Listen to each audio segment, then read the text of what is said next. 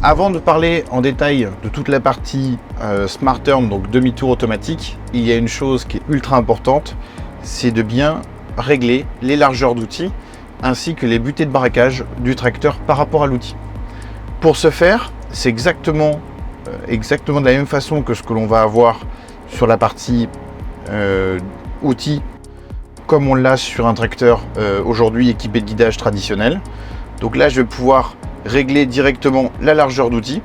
Donc là, vous aurez la largeur de l'outil ainsi que le type d'attelage représenté sur le tracteur. Depuis la dernière mise à jour de soft, que vous ayez un tracteur guidage simple ou guidage avec Smart Turn, nous avons la possibilité d'avoir ce type d'affichage. C'est-à-dire que l'on va ici choisir le type d'attelage. Donc s'il y a un outil avec un outil qui va être pris sur les bras de relevage ou sur le piton. Ensuite, un outil avec un essieu fixe ou dirigé comme par exemple les pulvés qui vont avoir cet essieu suiveur. Et enfin, la distance avec laquelle on va gérer l'autoguidage, c'est-à-dire le point à partir duquel l'essieu va venir en pivot.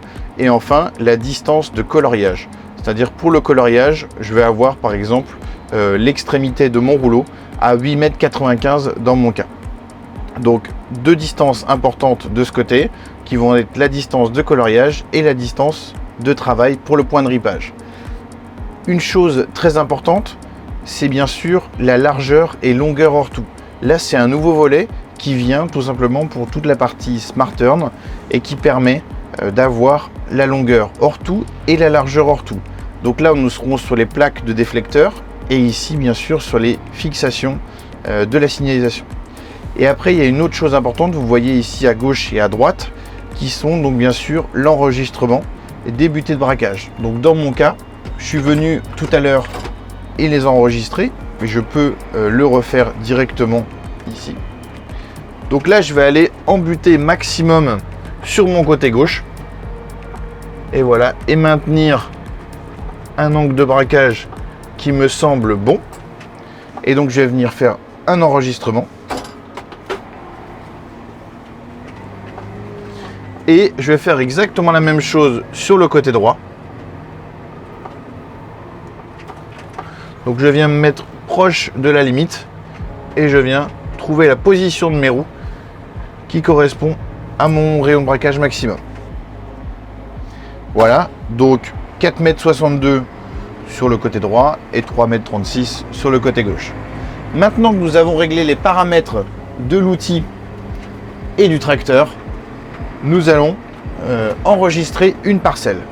Pour enregistrer une parcelle, c'est tout simple.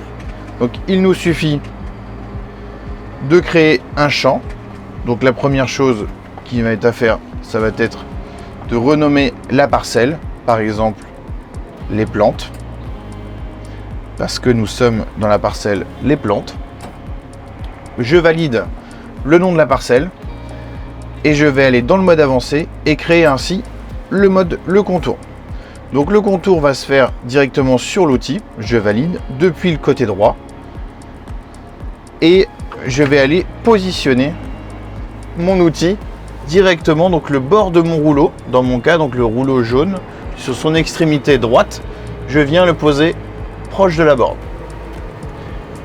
J'ai choisi dans mon cas d'enregistrer la fourrière directement avec le rouleau, mais j'ai choisi de faire le contour de la parcelle sans travailler. Donc là, je lance l'enregistrement, je fais quelques centimètres et je fais pause.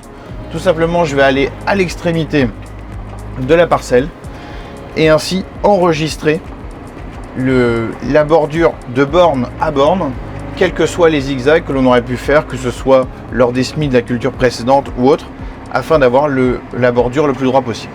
On se retrouve à l'angle opposé. À l'angle suivant, comme je vous disais, j'ai choisi de ne pas travailler ma bordure. Je vais venir poser mon rouleau directement sur la borne de l'angle.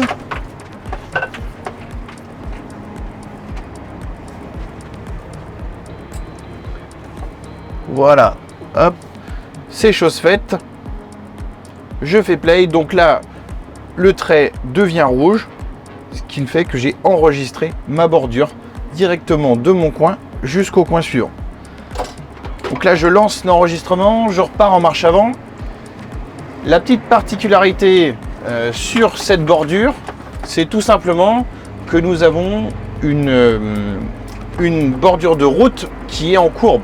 Donc là, je laisse l'enregistrement à partir de maintenant. En fait, simplement parce que là, j'avais une première portion qui était droite. Et là, maintenant, je vais avoir la courbe qui va s'afficher directement sur mon Smart Touch.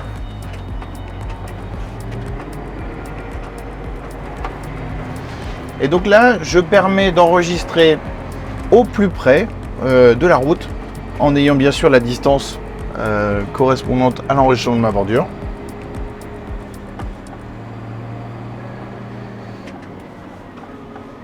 Et là, je vais faire pause, réaliser ma manœuvre, parce que dans l'angle, j'ai un petit tas de terre.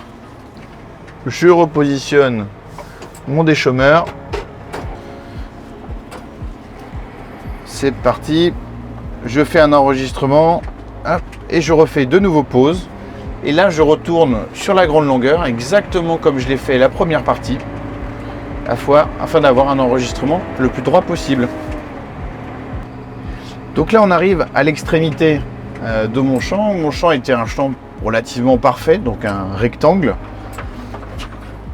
Et là, maintenant, je vois sur la carte que mon trait est en blanc et j'ai ici l'angle de ma parcelle. Donc je peux valider jusqu'ici et je peux cliquer sur la petite coche verte afin d'enregistrer le contour. Et donc j'ai maintenant une parcelle de 7 hectares 77 qui est représentée comme un rectangle. Et je retrouve bien mon petit tas de terre sur l'extrémité et la position de mon tracteur à l'angle, prêt à travailler. Maintenant que nous avons fait tous les paramétrages de base, que ce soit pour le déchômeur, pour le tracteur et l'articulation des deux et la parcelle, il faut rentrer dans les paramètres et faire vos choix par rapport à vos préférences d'utilisation du Smart Turn. Donc là, on retrouve ma parcelle que j'ai créée tout à l'heure. Cette parcelle, vous voyez qu'il y a des lignes de guidage de créer. J'ai vraiment été chercher l'utilisation du Well Lane Assistant que vous retrouvez dans une autre vidéo, qui est une vidéo sur la chaîne YouTube, utilisant les Smart Tutos. Si je veux utiliser le Smart Turn, il faut tout simplement aller sur l'onglet Menu Avancé.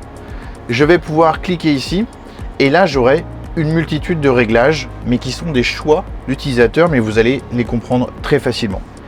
Si je viens ici, je peux vous retrouver la parcelle et vous avez le nombre de fourrières sur ce tracteur. Donc là, j'ai mis dans cette parcelle une seule fourrière, mais je peux venir mettre jusqu'à par exemple 4 fourrières qui serait la norme. Et donc je retrouve ma parcelle en vue de dessus avec 4 segments qui se retrouvent donc des fourrières segmentées. Je vais pouvoir mettre une fourrière dans mon cas par exemple de 30 mètres. Comme j'ai un outil de 5 mètres, je vais pouvoir donc vous faire 6 passages dans le bout directement de ma fourrière. Donc je valide. Donc je retrouve bien ma fourrière. Donc là je valide. La chose importante à savoir, c'est que tout simplement le segment 1 et 3 qui sont mes longs tours, je pourrais imaginer de les mettre à 0 mètre parce que je vais les travailler dans la réalité en montant et en descendant mon champ. Donc là je vais mettre le segment 1 qui est ici identifié en rouge, je vais aller mettre 0, je valide, et le segment 3 je vais aller mettre 0 également, et donc là je n'ai plus que les fourrières 2 et 4. Je retrouve le petit décroché ici de mon tas de terre, donc je reconnais que la fourrière qui est juste devant moi en bordure de chemin est le segment 4. Donc j'ai créé mes 2 fourrières aux extrémités de ma parcelle. Le petit chemin qui a son importance dans le sens où dans mon demi-tour, je vais pouvoir utiliser ce chemin comme une extension de ma parcelle pour faire mon demi-tour. Ça tombe bien, ça s'appelle une extension. Pour venir le mettre ici, je vais venir le sélectionner. Donc vous le voyez ici qui est sélectionné en rouge. Et mon chemin qui représente une largeur de 4 mètres, eh bien, je vais pouvoir, par exemple, dire que si tu veux, le tracteur, tu peux empiéter d'une longueur de 3 mètres. Et donc là, quand on le voit ici, il apparaît comme une extension en pointillé. Et c'est-à-dire que l'on autorise le tracteur, pour les roues avant, à sortir de la parcelle pour gérer le demi-tour parce qu'il n'y a pas d'obstacle, d'arbres ou autre par exemple, mais ça peut être une bande enherbée, ça peut être une jachère sur laquelle on va pouvoir faire un demi-tour. Maintenant que nous avons paramétré les contours de la parcelle, l'extension elle-même, nous allons aller sur l'onglet du Smart Turn pour découvrir un peu plus les choix que vous pouvez faire sur celui-ci. Vous avez ici une première indication, c'est-à-dire l'indication de la vitesse optimale du demi-tour. J'ai choisi par défaut un rayon de braquage de 10 mètres et donc l'indication, l'ordinateur m'indique que je vais pouvoir faire le demi-tour à 10,5 km/h avec un rayon de braquage de 10 mètres. Je sais que dans mon cas, ça va être une vitesse trop élevée et donc je peux encore réduire mon rayon de braquage. Donc on va faire le test, je vais le diviser par 2, je vais mettre tout simplement 5 mètres de rayon de braquage et donc là la vitesse optimale pour le demi-tour sera 8,4 km/h, c'est-à-dire qu'il respectera complètement la trajectoire, mais si je veux, je pourrais rouler un petit peu au-dessus ou un petit peu en dessous. L'indication que vous avez ici, c'est la distance de 2 mètres. C'est une distance qui permet en fait à l'outil de se relever complètement. Donc quand on va gérer l'auto-U-Pilot, donc à partir de, il va laisser une distance de 2 mètres pour vraiment relever complètement l'outil du sol avant de pouvoir faire le demi-tour. Nous avons le choix entre deux menus. Si vous regardez ici, il y a le U-Turn. Donc le U-Turn, ça correspond au demi-tour dit en ampoule. Donc pass to pass, nous pourrons du coup faire le demi-tour. Et après, vous avez le Parts-in Mode, qui est le mode de demi-tour en planche. Donc c'est les deux modes les plus importants qui existent aujourd'hui sur le marché et qui permettront en fait de gérer les fourrières, quelle que soit la position dans votre champ. Donc dans notre cas, nous commencerons à travailler la parcelle en U-turn, donc d'un passage à l'autre, et ensuite je vous montrerai comment utiliser le travail en planche. Donc commençons par le U-turn. Avant de rentrer dans les choix et les détails, je vais vous présenter une vue détaillée de la parcelle avec une simulation des choix que je viens de réaliser. Donc là, si vous regardez ici, vous avez la parcelle avec la vue sur le bord de la route, les lignes de guidage et les demi-tours. Donc là, si on regarde ici, on voit clairement que nous avons beaucoup d'espace. Donc si je veux, je pourrais réduire ma fourrière ou bien je pourrais du coup réduire mon cercle de rayon de braquage. Donc là, ce que je vais faire, c'est que là, je vois que j'avais un passage sur 4 qui était pour le demi-tour. Je vais le réduire, par exemple, à un passage sur 2 et je vais retourner voir ma simulation. Ma simulation, tout simplement, m'indique que je vais avoir la possibilité de gérer 10 demi-tours de manière automatique et il y en a 2 que je vais devoir me débrouiller seul pour gérer les demi-tours. Ça ne m'inquiète pas trop dans le sens où là, j'avais mon tactère et dans tous les cas, j'aurais dû gérer mon demi-tour de manière manuelle pour reprendre la main à ce moment-là. Mais vous voyez dans cette partie-là que l'on va avoir vraiment tous les demi-tours qui pourront être gérés de la meilleure façon, de manière automatique.